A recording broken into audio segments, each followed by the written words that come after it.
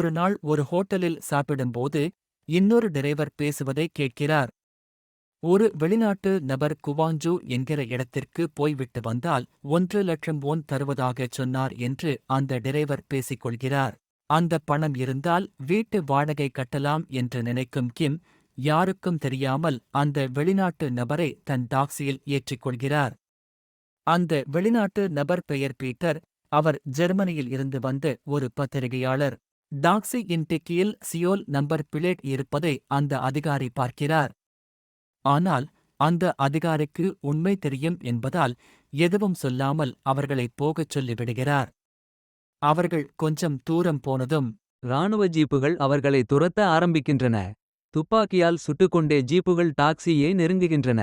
அந்த நேரத்தில் உள்ளூர் டிரைவர் தே சு மற்றும் மற்ற டிரைவர்கள் தங்கள் வண்டிகளை குறுக்கே கொண்டு வந்து இராணுவ ஜீப்புகளை மோதுகிறார்கள்.